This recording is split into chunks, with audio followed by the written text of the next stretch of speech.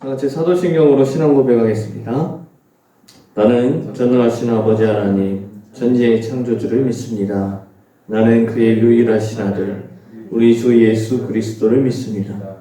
그는 성령으로 잉태되어 동정녀 마리아에게서 나시고 본디오 빌라도에게 고난을 받아 십자가에 못 박혀 죽으시고 장사된 지 사흘 만에 죽은 자 가운데서 다시 살아나셨으며 하늘에 오르시어 전능하신 아버지 하나님 우편에 앉아 계시다가 거기로부터 살아있는 자와 죽은 자를 심판하러 오십니다. 나는 성령을 믿으며 거룩한 공교회와 성도의 교제와 죄를 용서받는 것과 몸의 부활과 영생을 믿습니다. 아멘. 찬송 460장입니다.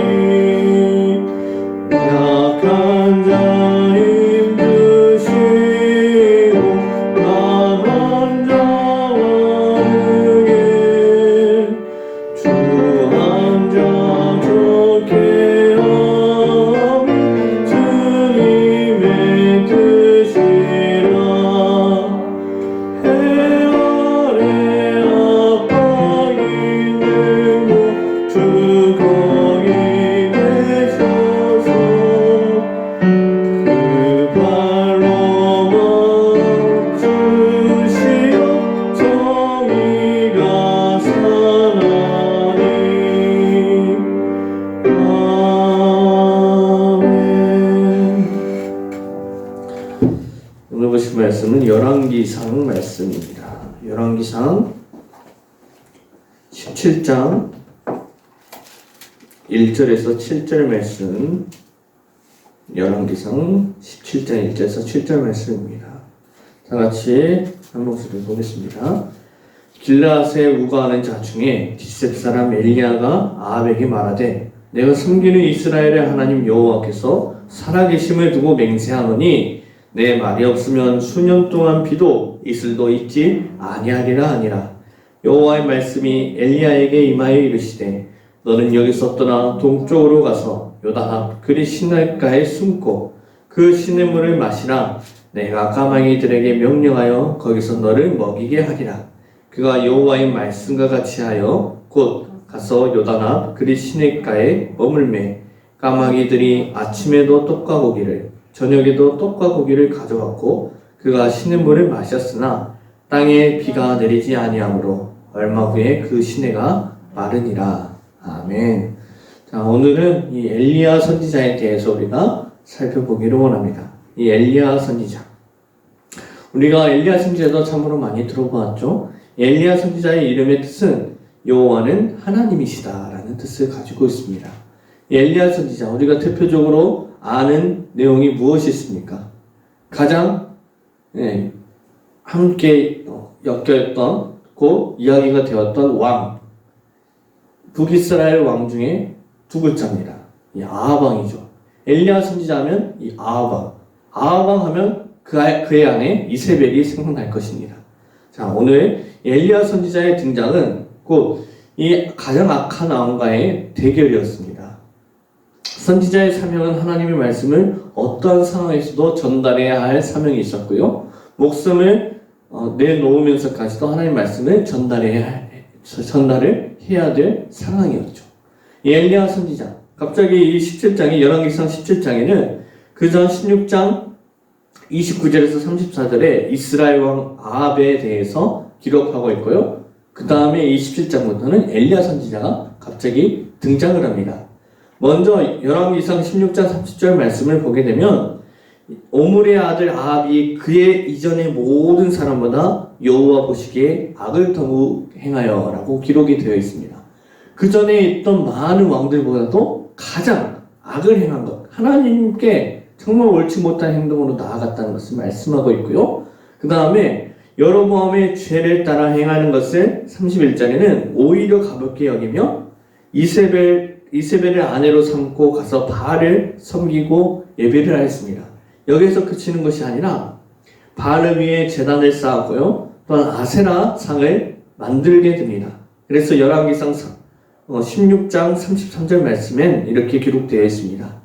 또 아세라 상을 만들었으니 그는 그 이전에 이스라엘의 모든 왕보다 심히 이스라엘 하나님 여호와를 노하시게 하였더라. 자, 어떠한 일들로 나아갔다고요? 우상을 만들고 우상에게 예배하고 섬김으로 인하여서 이 아합 왕은 그 이전에 이스라엘의 모든 왕보다 심히 하나님 보시기에 노하시게 하였다는 것을 말씀하고 있습니다. 그만큼 이 아합 왕이 얼마나 악한 왕이었는지 기록되어 있군요. 이 아합 왕과 대결을 했던 엘리야 선지자에 대해서 17장부터 기록을 하고 있습니다. 먼저 17장 1절부터 보게 되면 갑자기 이 디스 사람 엘리야가 나타나서 아합에게 나타나 이러한 말을 합니다. 하나님께서 살아계심을 두고 맹세하노니 내가 섬기는 이스라엘의 하나님 그 이름으로 내게 맹세하노니 이 내 말이 없으면 수년 동안 비도 이슬도 있지 아니하리라 라고 선포한 것이죠. 이 말씀 하나님께 듣고 이것을 전달한 것이죠. 엘리야는 곧 하나님의 말씀으로 인해서 이 말씀을 전달하고요. 이 전달 이후에 하나님께서 다시 말씀하셔서 너는 저쪽 동쪽으로 가서 요단강 그리시네가에 숨어라. 그리고 그 이후에 이제 하나님의 말씀으로 인해서 다 명령을 하고 그것을 지키게 됩니다. 시냇물 마셔라. 너가 거기에 거주하게 되면 내가 까마귀를 통하여서 너에게 도움을 주겠다.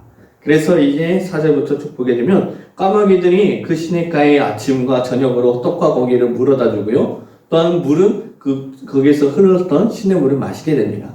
그리고 하나님 말씀하셨던 것처럼 이 가뭄에 대해서 예언한 것이 7절 말씀에 땅에 비가 내리지 아니하므로 얼마 후에 그 시내가 말랐다라고 기록을 하고 있습니다. 그 이후에 이제 엘리야 선지자의 여러 가지 기적을 나타내고 있습니다.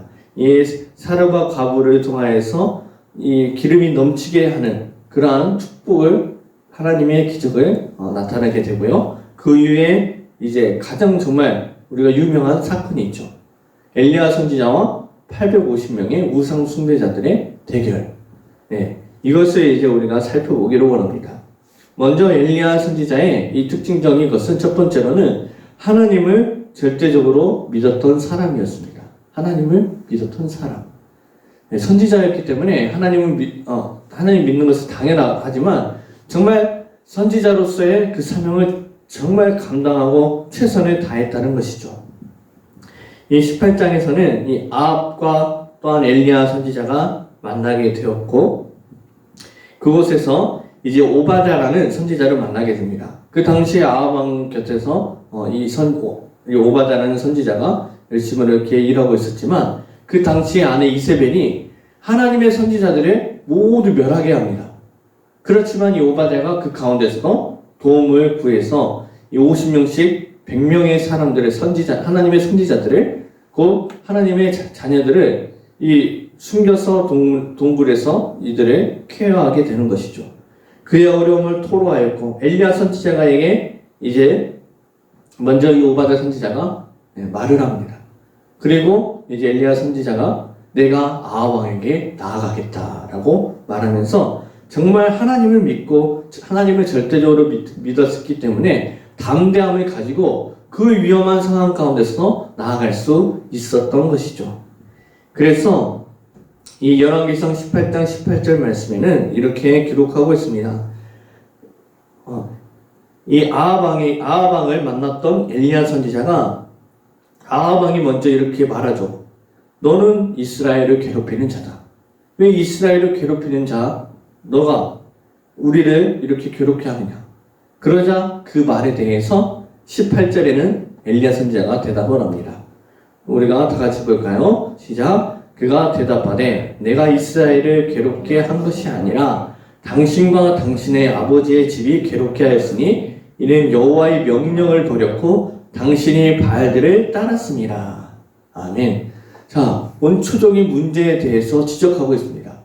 예, 이 아합 왕은 자신의 잘못에 대해서 깨닫지 못하고 이 엘리야 선지자가 잘못했다고 것을 계속해서 지금까지 만날 때까지 믿고 있었던 겁니다. 또한 그렇게 그 가뭄 예언하고 가뭄이 왔기 때문에 그것에 대해서 이루어졌기 때문에 그렇게 말하는 것이죠. 너는 왜 우리를 괴롭게 하냐?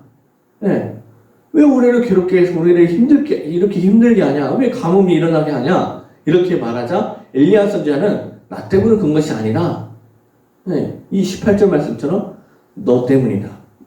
네. 당신 때문이다. 당신의 아버지의 집이 괴롭게 하였다. 왜 백성들은 당신 때문에 힘들게 하고 그 우상 숭배의 길로 나아갔기 때문에 하나님 심판으로 인해서 이 나라가 괴롭게 되었을 밖에 없었다는 것이죠.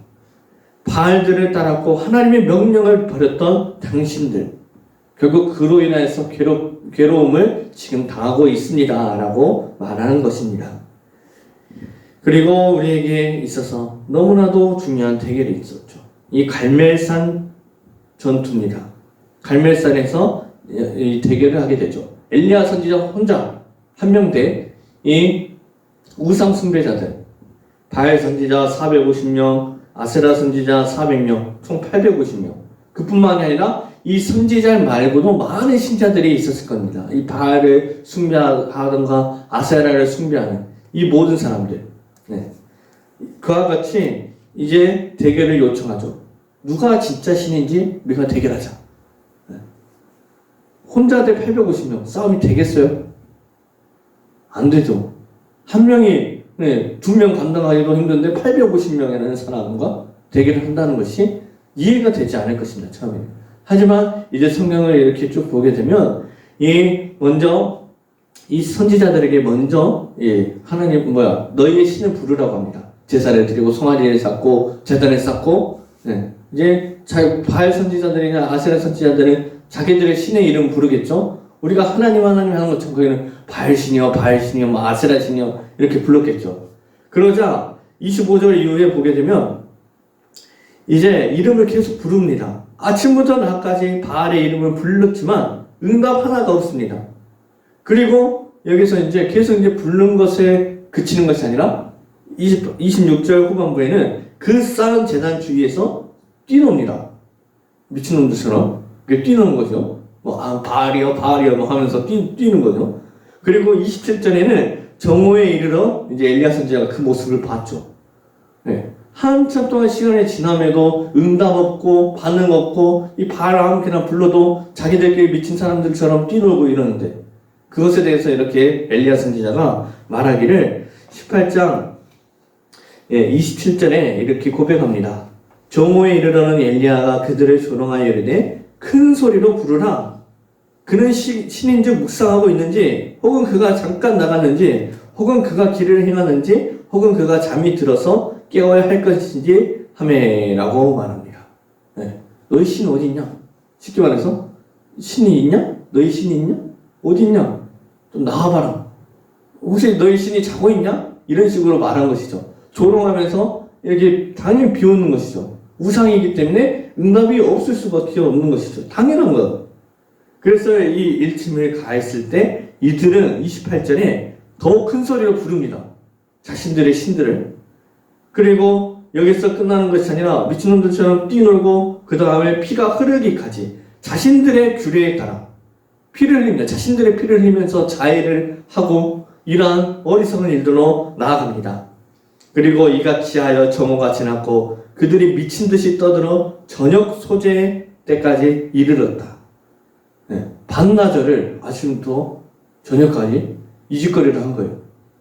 이 제단에서 자기들끼리 바알이요 아세라요 바알이요 아세라요 하면서 미친놈들처럼 뛰놀고 막 자해하고 피 흘리고 이런 일도 나갔지만 어떠하다? 29절에 아무 소리도 없고 응답하는 자나 돌아보는 자가 아무도 없더라.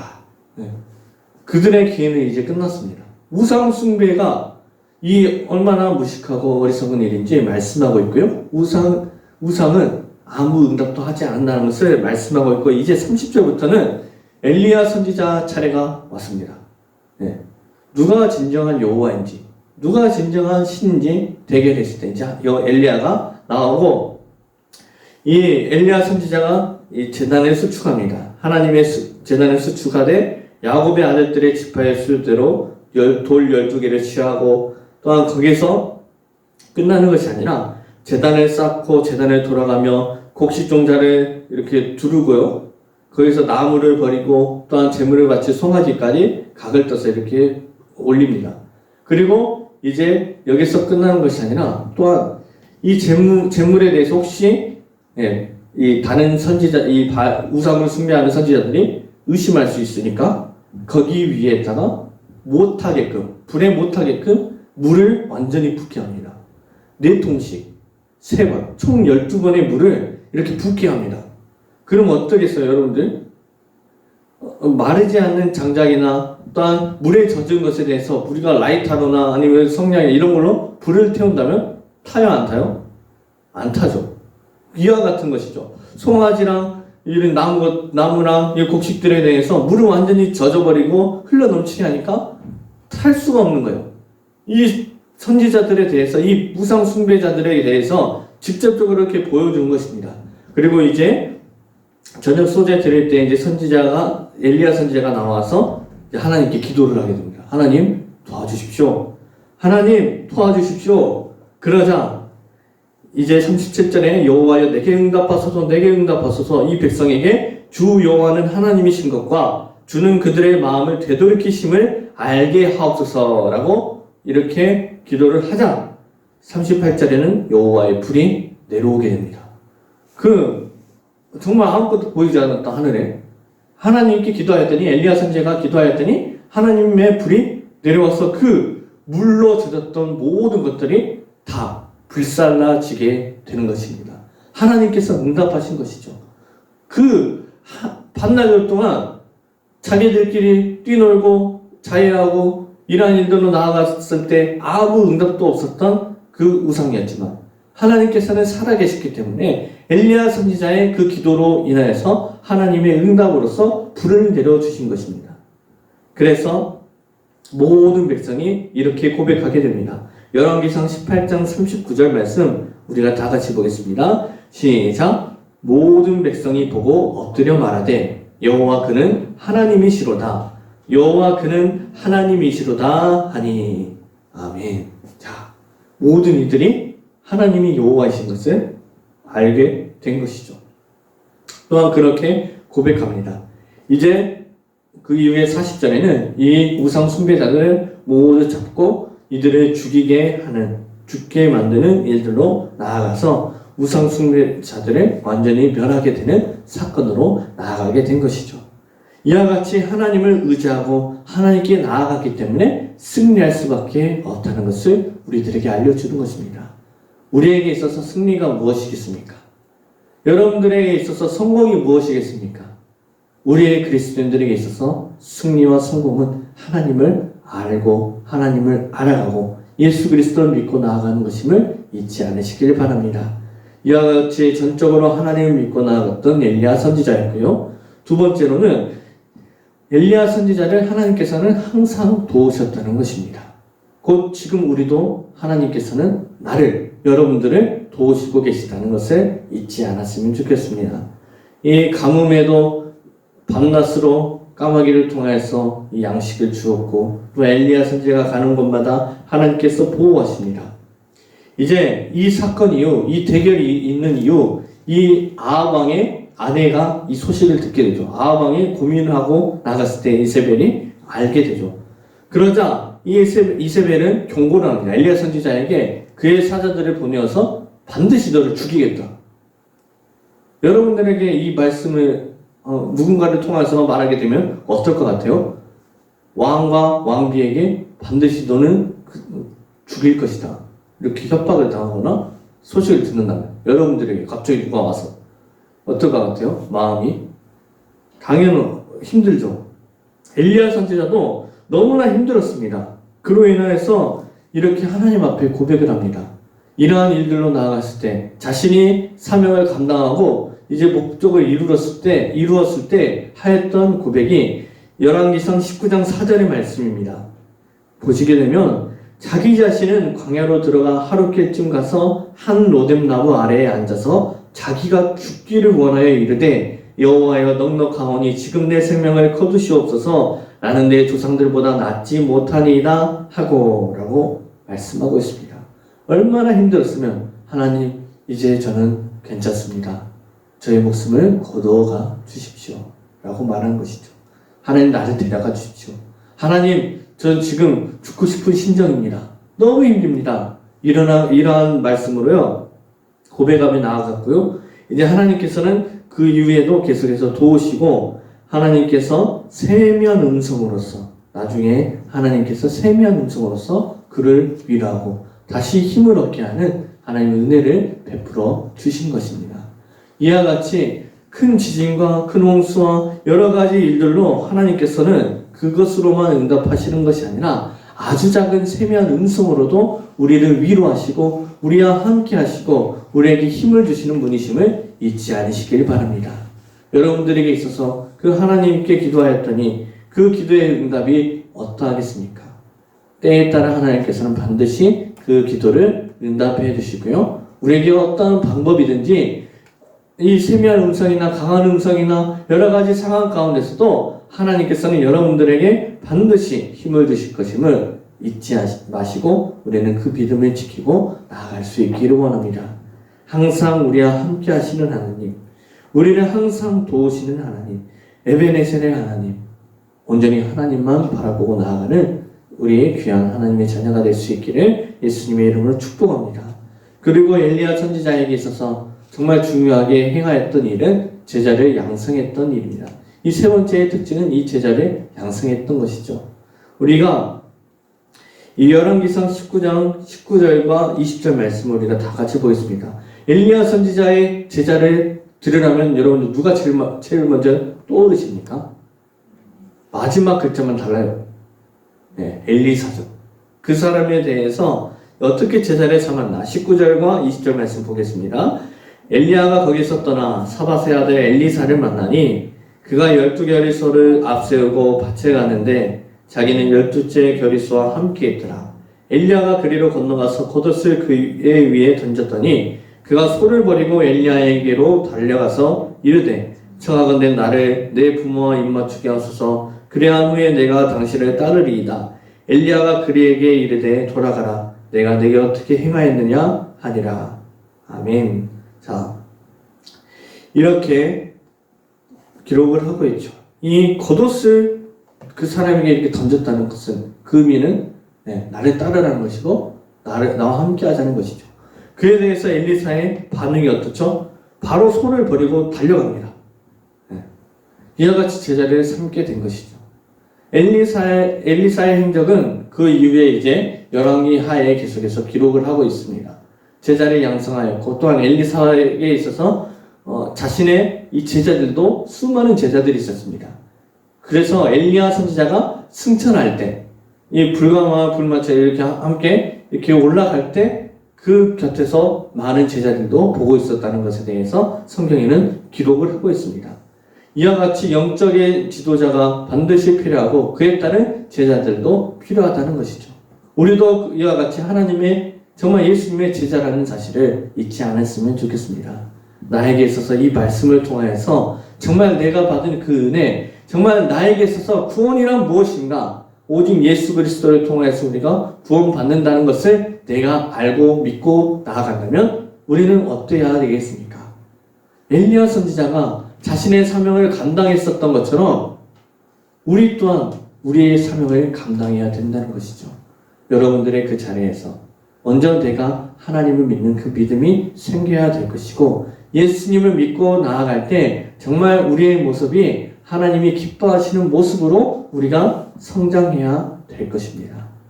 우리의 연약함 너무나도 잘 아는 하나님이시고 우리도 우리의 연약함을 잘 알고 있죠.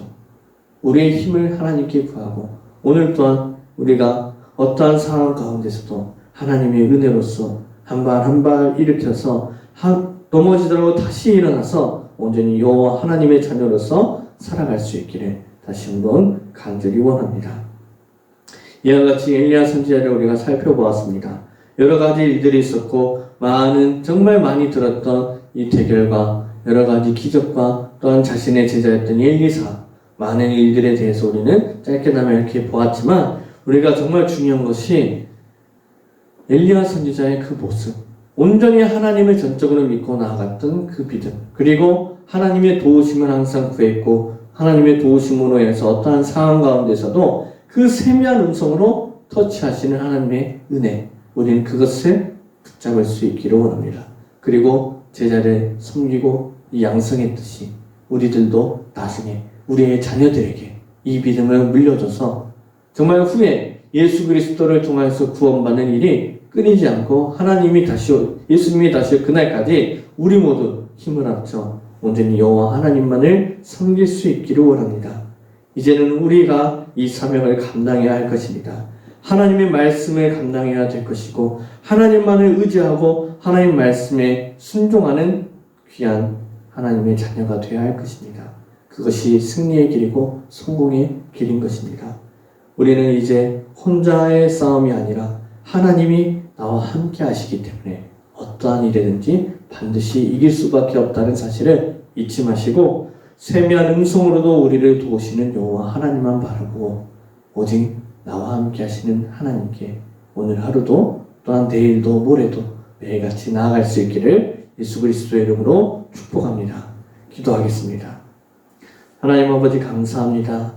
엘리야 선지자가 하나님의 전적으로 믿고 나아갔을 때 이 수많은 사람들과 대결을 하여서 하나님께서 응답하셨고 모든 이들로 하여금 하나님을 믿게 한 이 놀라운 사건, 이제 우리들을 통하여서 이 사명 감당할 수 있는 힘을 주시고 능력을 주시고 용기를 주시고 하나님의 은혜를 베풀어 주시옵소서. 우리 귀한 순천영광교회 학생, 하나님의 자녀들, 하나님의 귀한 선물들이 믿음으로 자라나게 허락하여 주시고 정말 이 상황 가운데서도 이 어려운 가운데서도 하나님을 바라보게 하여 주시옵소서.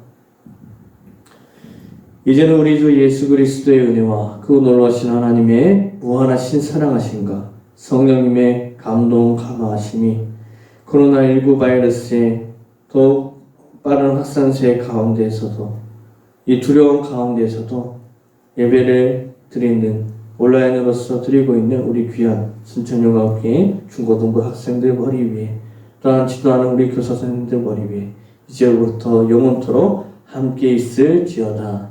아멘.